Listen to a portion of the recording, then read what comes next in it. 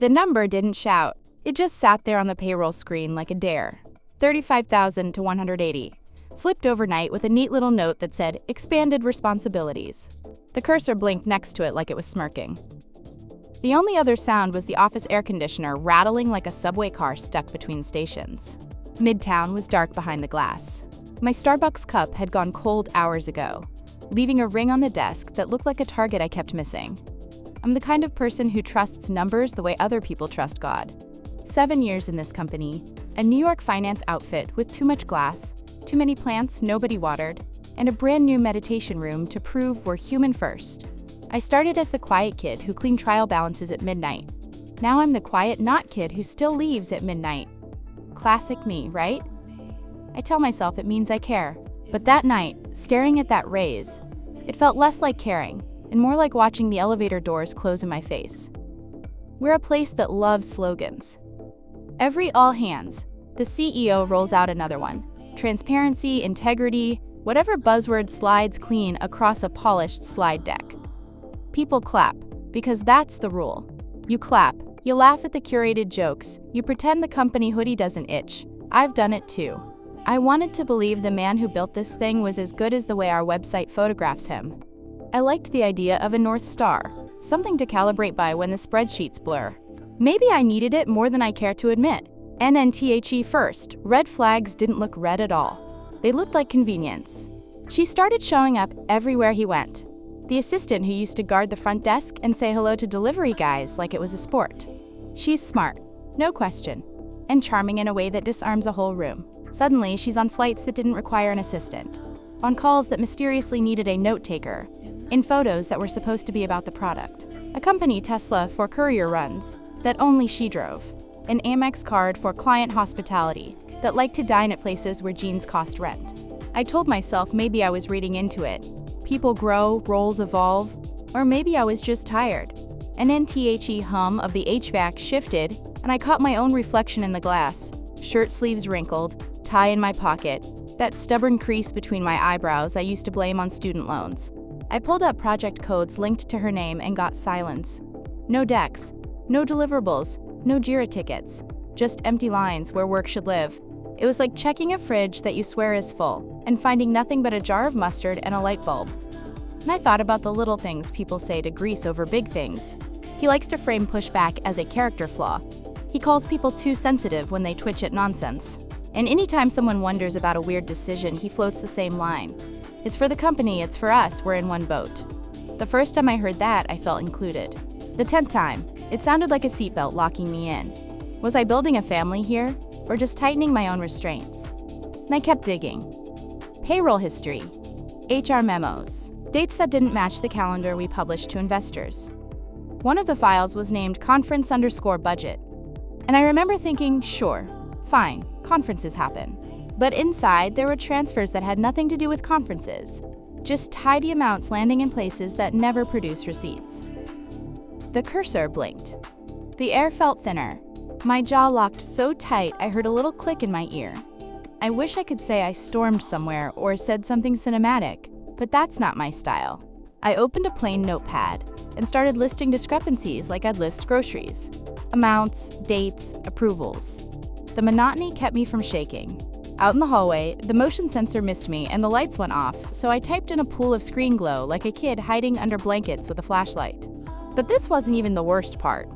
NNTHE worst part was how ordinary it felt.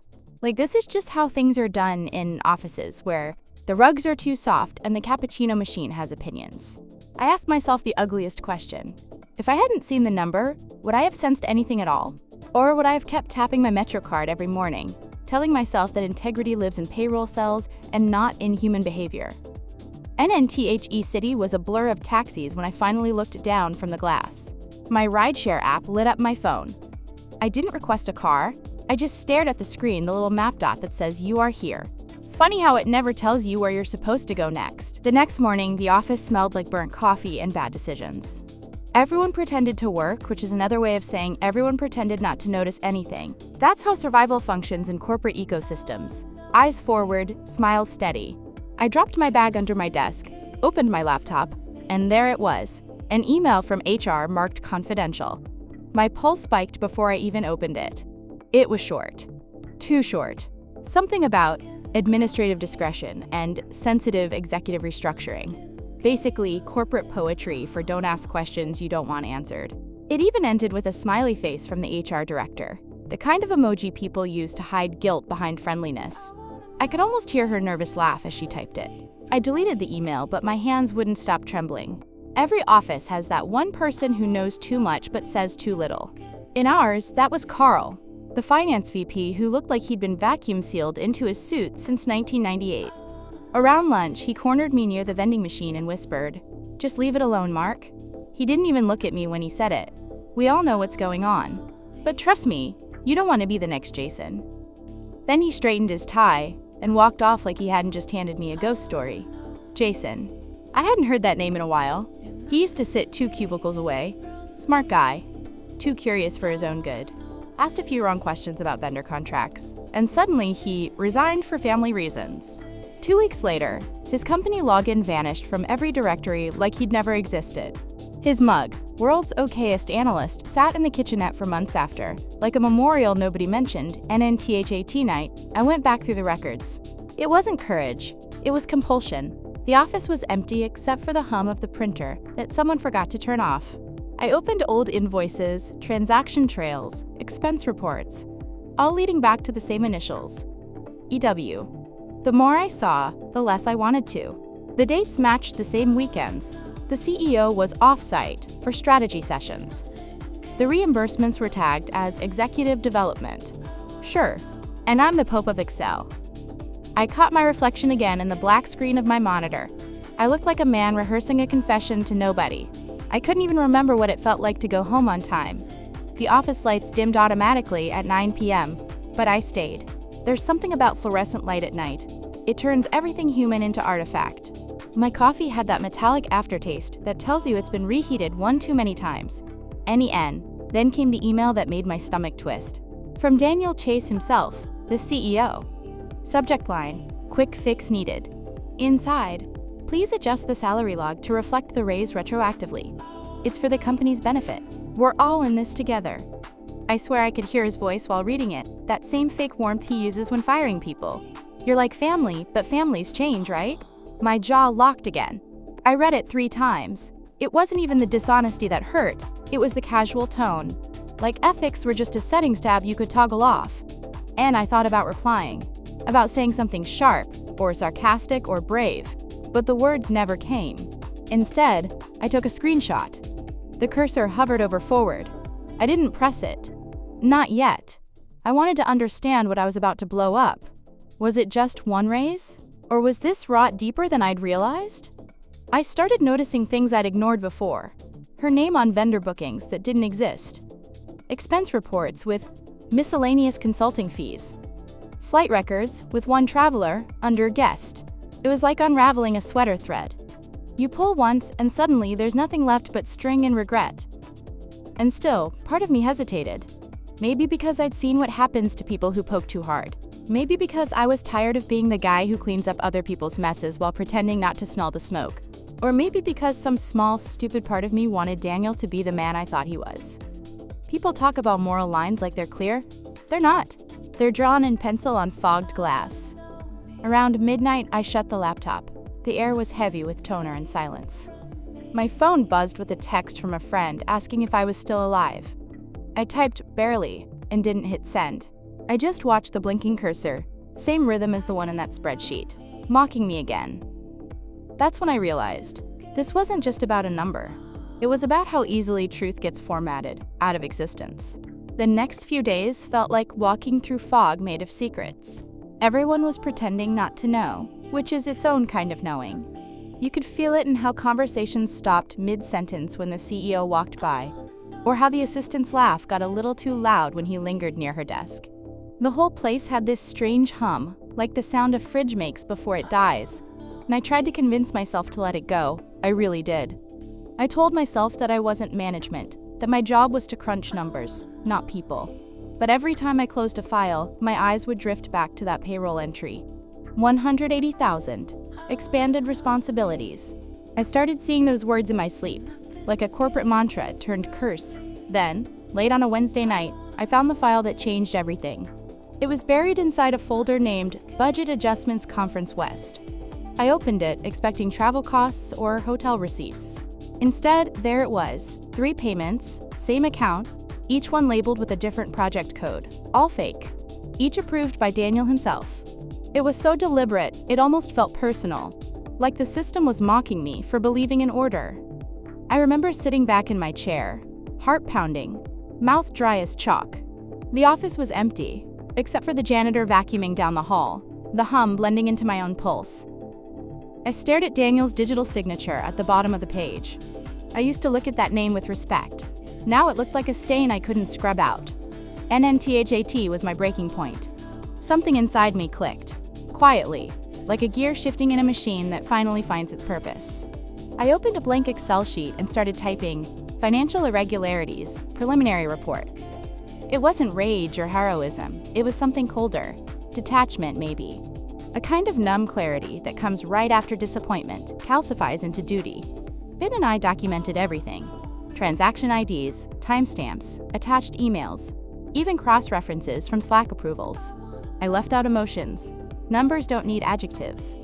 When I finished, I read it twice and realized it felt less like evidence and more like a confession. Like I was telling on myself for caring too much, for waiting too long. Friday came, and with it, Daniel's monthly town hall. The kind of performance that makes you question how many lies a man can deliver while smiling. He started with team wins and ended with family values. The room clapped on cue. I watched him speak and felt this weird split. Half of me disgusted, half of me still wishing he'd prove me wrong. He looked right at me once, that politician smile never breaking. I wondered if he knew. After the meeting, HR handed out company-branded cookies shaped like dollar signs. The irony almost made me laugh. I went back to my desk, attached my report to a new email, and addressed it to the board_finance_Q1 mailing list. No subject line, no message body, just the document. NNMY finger hovered over send. My throat was dry, palms damp. It's funny how something so small, a click, can change everything. I thought about Jason again. About the mug that sat there long after he was gone. I thought about all the times I stayed quiet because it was easier. Then I exhaled, whispered "for the company," and hit send. NNTHE whoosh of that email, leaving my outbox sounded louder than it should have, louder than the vacuum, louder than the city outside. I stared at the screen until the message disappeared, replaced by silence. And I waited for the universe to react. It didn't. The office stayed still. My monitor's glow flickered once, like it sighed. I packed up my things, threw my badge in the drawer, and walked out before anyone could stop me. NNTHAT night, I couldn't sleep. I lay there staring at the ceiling, replaying the moment over and over. What if I just signed my own pink slip? What if it changed nothing at all? I wanted to believe the truth has weight, that it lands somewhere, that it matters. But lying there in the dark, all I could think was, what if the truth only matters to the people who lose from it? The following Monday, the air in the office had changed. You could taste the tension, like metal, sharp and cold. Nobody said anything outright, but whispers floated between desks, like static. The board had received the report. That much I knew. What I didn't know was whether they knew it came from me. Daniel didn't show up for the morning meeting. That never happened. He was the kind of guy who'd attend his own funeral if it came with a photo op. His assistant, her, wasn't there either. Just an empty chair. Her mug still half full of oat milk latte.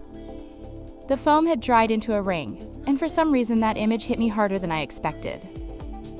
Like evidence of a ghost that hadn't realized it was gone yet. NNBY noon, 2 people from internal compliance arrived. Everyone pretended to be busy, suddenly fascinated by emails that didn't exist. They wore that corporate investigator look. Smart casual suits, no smiles, badges clipped like subtle warnings. One of them stopped by my desk and asked if I could step into a conference room for a brief clarification. My stomach flipped. That's the kind of sentence that can end careers. And inside the room, it was freezing. There's something about glass walls and silence that makes guilt contagious, even when you've done nothing wrong. They asked questions in that neutral HR tone, designed to make you trip yourself up. When did you first notice the discrepancies? Did you share this information with anyone else? I kept my answer short. Factual. Emotionless. Numbers don't lie. People do. One of them finally asked the question that mattered. Why did you send this to the board? I said because no one else was going to. They looked at each other the way people do when something inconvenient is true. Afterwards, I walked back to my desk feeling both lighter and sicker at the same time. My hands were shaking. The office chatter was still artificially normal, but I could feel the shift underneath. Fear disguised as productivity. I sat down, stared at my monitor, and realized I'd never felt more awake in my life. NNBY 3 p.m. The rumors started crystallizing. Someone from accounting whispered that Daniel had been asked to take a leave of absence. Someone else said he'd resigned to pursue new opportunities. Corporate euphemisms, the same old burial language. The assistant's name vanished from the staff directory before sunset. Her email auto-reply just said, "No longer with the company." I almost admired the efficiency. I wish I could tell you I felt triumphant. That I punched the air or toasted to justice with a cheap beer that night. But I didn't. I felt nothing, just exhaustion. The kind that seeps into your bones when you realize that cleaning a wound doesn't heal the infection underneath.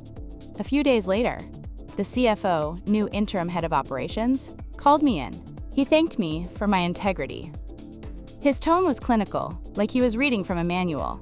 He said, "We're grateful, but officially, this matter will remain confidential."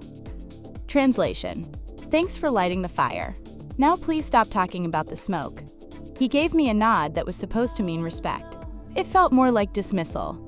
Back at my desk, the same blinking cursor waited on my screen. Same spreadsheets, different lies. Someone had already replaced her desk plant with a new one. The office had reabsorbed the scandal like nothing happened. That's when it hit me. The system doesn't purge itself. It metabolizes the truth, digests it, and moves on. NNTHAT. Night, I stayed late again. I don't even know why. Habit, probably.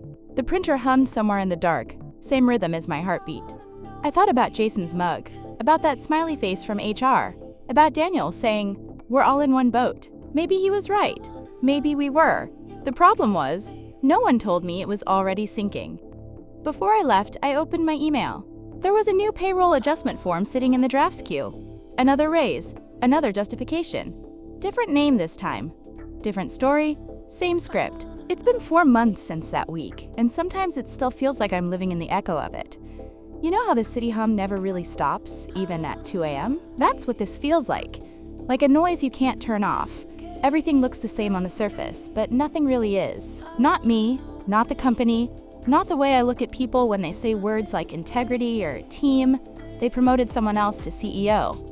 A steady hand, according to the press release. He's all smiles and jargon. The kind of man who says, "People are our greatest asset," while checking stock prices mid-sentence. The board congratulated themselves for acting swiftly, called it a recommitment to transparency. The PR cycle wrapped it in a bow, and the world moved on. But in the hallways, people still lower their voices when they say Daniel's name. It's like the corporate version of a ghost story. No one wants to summon him, but everyone keeps remembering. And as for me, nothing dramatic happened. I wasn't fired. I wasn't promoted either. I just became invisible in a different way. Meetings I used to lead got reassigned to reduce workload. Projects I started quietly disappeared. People still nod politely, but I can feel it. The caution, the calculation. I'm a walking reminder that silence isn't mandatory, and that makes people nervous. There's a new assistant now. Different smile, different perfume, same desk. I see her sometimes waiting outside the new CEO's office, holding 2 coffees, like a mirror tilted slightly differently. I'd like to think I'm imagining the pattern, but deep down, I know patterns are just habits that haven't been punished yet. Sometimes I catch myself staring at that same spreadsheet where this all began. The cell where her name used to be is blank now, but my eyes still go there out of reflex. Muscle memory of a disappointment. I keep thinking about the first time I believed this company was safe. The onboarding speech about family, the mentorship lunches, the words like growth, values, trust. It all sounded so real back then. I guess I wanted to believe that competence and decency could coexist. Turns out, in finance, that's a fantasy that costs more than it pays. People ask why I stayed. Why not quit, start over somewhere new? I've thought about it. Every day, actually. But leaving would almost feel like saying it didn't matter. Like the truth didn't happen if I wasn't there to remember it. I don't want to be dramatic about it. It's not martyrdom, it's just unfinished business. You don't build 7 years of your life somewhere and walk away because someone else made it rotten. You stay because you hope maybe one day you can make it less rotten. Even if it's just by one cell, one report, one email that doesn't get rewritten. Other night. I stayed late again. Old habits die slower than lies. The office was empty, the city outside flickering through the glass. Someone had left the espresso machine on. The faint smell of burnt milk hung in the air, mixing with printer toner and the kind of silence that sounds like judgment. I sat there with my hands on the keyboard and realized something. The company didn't change me. I changed it. Just a little. Enough to remind them that someone's always watching, even when nobody claps for it. And I closed my laptop, grabbed my coat, and headed for the elevator. The floor lights glowed under my shoes like runway markers, guiding me out. As the doors slid shut, I caught one last look at my reflection, tired but steady. I wasn't proud exactly, just clear. On the train ride home, the city lights smeared against the window like streaks of data. I thought about all the little lies people feed to survive. It's just business. Everyone does it. It's not my problem. Maybe the system doesn't fear the loud rebels. Maybe it fears the quiet ones. The ones who still believe truth belongs in a spreadsheet. NNSO, here's my question. The one I can't shake, NIF. The truth changes nothing but you.